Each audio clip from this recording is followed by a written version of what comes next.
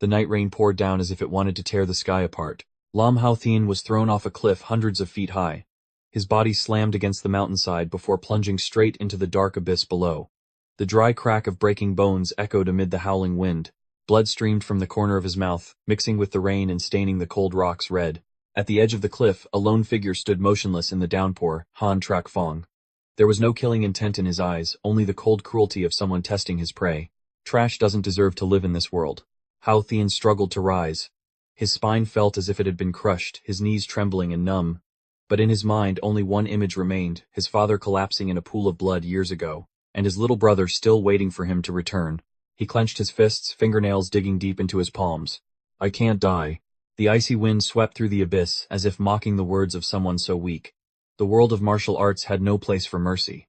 The weak had no right to resentment, and even less the right to choose life or death. Yet in that moment when he seemed to have fallen to the very depths of despair, a tiny spark ignited in the young man's eyes. If he wanted to live, he would have to become strong. The abyss did not swallow Lam Hao Thien. When he woke, dawn was already breaking. His body was torn and battered, his bones nearly shattered, yet he was still breathing. On the cliff across from him, Han Trak Fong stood there at some unknown time, his robe completely dry, as if it had never been touched by rain. The fact that you survived means you still have some value. A small jade vial was tossed down, rolling to a stop in front of Hao Thien. A cool medicinal fragrance spread through the crisp morning air. Your father was an exceptional sword cultivator, Han Trak Fong said, his voice neither loud nor soft. But your talent is mediocre, your foundation weak.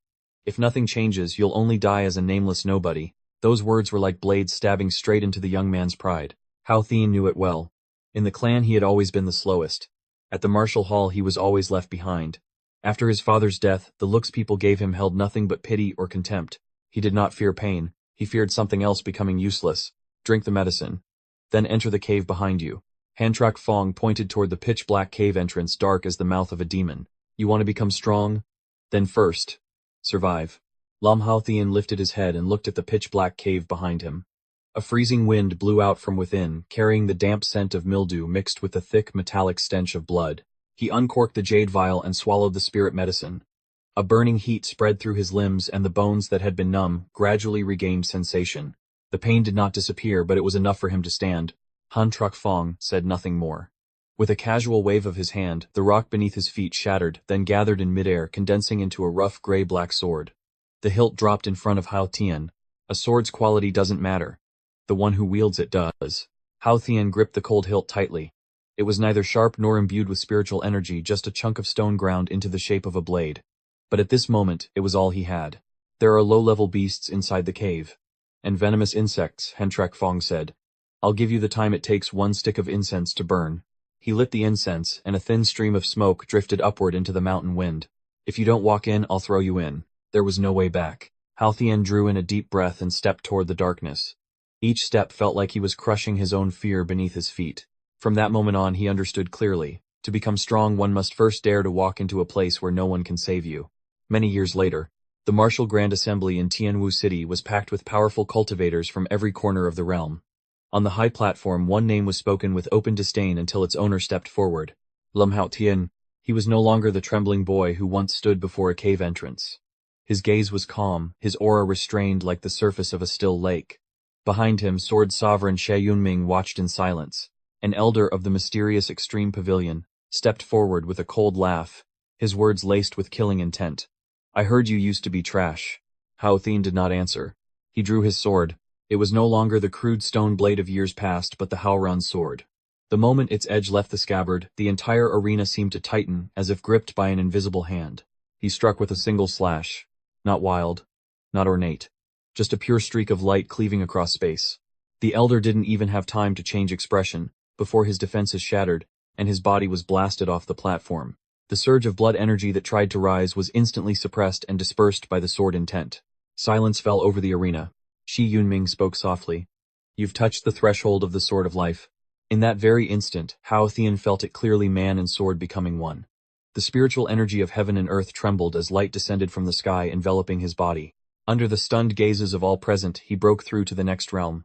Pressure from all sides surged toward the high platform like crashing tidal waves. The mysterious Extreme Pavilion did not retreat. Two of their protectors rose at the same time, their auras intertwining into a suffocating curtain of oppressive force.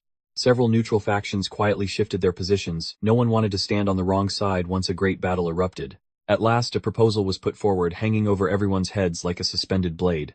3 days from now we hold a martial duel. If Lam Hao Tian loses, he will be handed over. If he wins, all grudges will be erased. It sounded fair. But everyone understood this was simply a lawful way to execute him. His master Xie Yunming glanced at him once and said nothing. No interference, no protection. For the first time since leaving that cave years ago, Hao Tian felt a cold emptiness spread through his chest. He had grown stronger. He had broken through. But it still wasn't enough to silence the world. As night fell, he stood alone along the stone corridor, and understood clearly if he lost, not only would he forfeit his life, his master's reputation, and his sect's standing would collapse with him. There was no retreat. No one left to bear this in his place. From a boy thrown into the abyss to a sword cultivator who shook the realm, now he stood before another precipice. This time if he fell, there would be no climbing back up. Pressure from every direction surged toward the high platform like crashing waves. The mysterious extreme pavilion did not back down. Two of their protectors rose simultaneously, their auras weaving together into a heavy curtain of oppressive force. Several neutral factions subtly shifted their positions. No one wanted to be caught on the wrong side when a great battle broke out. At last a proposal was presented, hanging over everyone's heads like a blade poised to fall. 3 days from now, a martial duel will be held. If Lam Hao Tian loses, he will be handed over.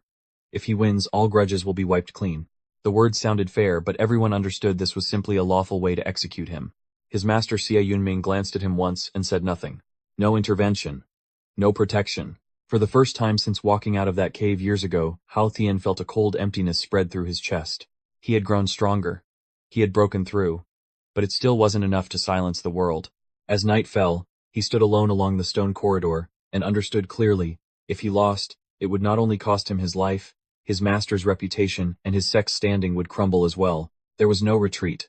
No one left to shoulder this burden for him. From the boy once thrown into the abyss to a sword cultivator who shook the realm, now he stood before another chasm. This time if he fell, there would be no chance to climb back out. On the night before the duel, the mountain wind howled through the stone corridor. Lam Hao Tian stood in silence, gazing down at the distant abyss, where the shadows of his past seemed to overlap with the present.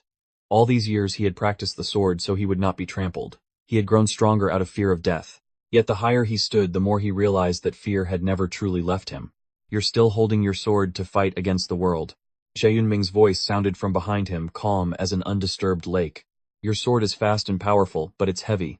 Because it carries fear, the need to prove yourself, the desire to win. Hao Tian tightened his grip, but did not respond.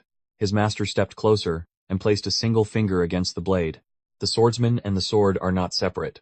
When you feel the need to prove you survived, it means you have not truly lived. The word struck like a second blade, cutting straight into his state of mind. Hao Tian slowly closed his eyes. Within his awareness there was no high platform, no mysterious extreme pavilion, no life or death duel 3 days away. There was only a single breath. A current of energy flowing. A blade merging into every vein of his body. Suddenly he understood. The sword is not meant to fight against the world. The sword is the way he exists within it. When he opened his eyes, his gaze had changed. He was no longer a man awaiting judgment. He was one who would step onto the platform for the sake of his own path. 3 days later, the arena at the center of Tianwu City was packed with spectators. Standing opposite Lam Hao Tian was Ning Shuiyao, the youngest prodigy of the mysterious extreme pavilion. She was cold and composed, her aura sharp as ice. This battle was no longer a personal grudge, but a matter of honor for both sides. The war drum sounded. Shuiyao made the first move. Her sword light surged like an avalanche, layer upon layer, sealing off the space around them. Every strike targeted a vital point, leaving no path of retreat. Hao Tian did not dodge frantically, as he once would have. He stepped calmly, breathing evenly. The sword in his hand did not erupt with wild force, but moved in rhythm with his breath. When Shuiyao's sword energy reached its peak, he finally swung. A pure streak of light cut across the sky. There was no thunderous collision. No earth-shattering explosion. Only a single moment in which sword intent blanketed the entire arena, gentle yet profound, soft yet unshakable. Shuiyao's blade halted midair. A flicker of astonishment appeared in her eyes, not because she had been overwhelmed, but because she sensed that sword intent carried no killing intent. Hao Tian lowered his sword. I did not come to destroy. Silence lingered for several breaths. Then Shuiyao slowly lowered her blade. I conchetta. The entire arena erupted in shock. There was no war. No further bloodshed. Hao Tian looked up at the vast sky above. From the abyss of years past to the peak of the platform today, he was no longer fighting to survive. He lived to keep walking forward.